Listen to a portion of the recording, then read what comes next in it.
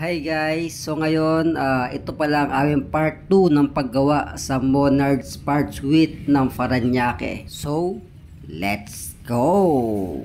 Tulad ng una guys, maaga kami nakarating dito sa Parañaque. So alas 7 na pero ang start ng gawa dito ay 9 AM. So inagaan natin yung pagpunta guys para matapos agad lahat ng project. Pero nagkaroon ng problema guys kasi hindi natin makontak si client at baka tulog pa siya or walang signal sa loob. At talaga pag nasa loob ako ay wala talagang signal yung cellphone ko. 3 hours later. So yan guys, bali 3 hours na kami naghihintay dito. At talagang hindi ko makontak ang ating client. At ayan na nga si Carlo, tulog na sa kalsada. At si Eming sa may sasakyan. So mag-11 na nga at bibili muna ako ng pagkain na 7-Eleven. At para pag-akit dun sa may taas, sa may kondo ay nakakain na kami. Para gawa lang ng gawa. So yun guys, kakain muna kami para dire-diretso ang trabaho. So, let's go!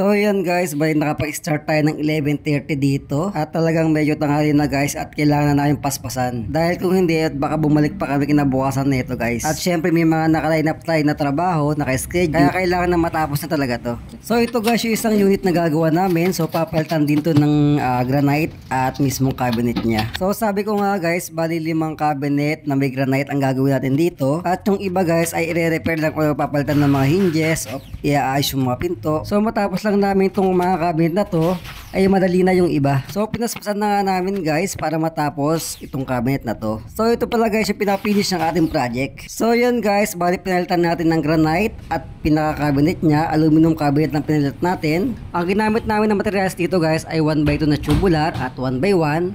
At syempre yung ACP frame para sa pinakapinto. At yung mga hinges nyan guys ay stainless na para talagang hindi na siya kakalawangin. So ito guys yung isang unit na gagawin natin. So lalagyan natin yan guys ng shelf sa ilalim kasi natanggal na at medyo luma na rin yung pinakakahoy niya. At papalitan din yan ng mga pinto guys na ACP frame. So yun guys, medyo nahirapan si Carlo kasi medyo mababa talaga yung lababo na to. At kailangan sumuot talaga para ma-fix yung pinaka-shelves niya. So yun guys, tapos na namin palitan itong isang unit na to. So punta ulit kami sa kabilang unit para ayusin yung mga ibang sira pa. So yun guys, lagyan muna natin ng konting music para hindi naman mainip ang ating mga viewers. So, let's go!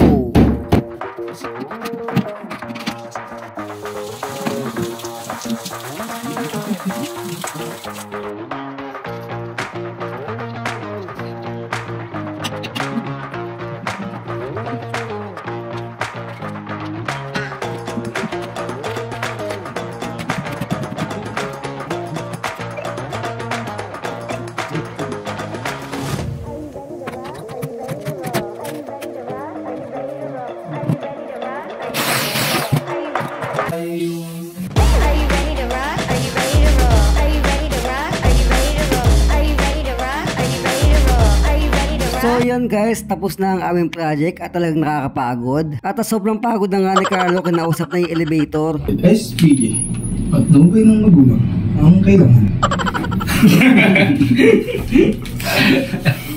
So yun lang guys, at huwag niyong kalimutan mag-like and subscribe sa ating YouTube channel. So yun lang at maraming salamat.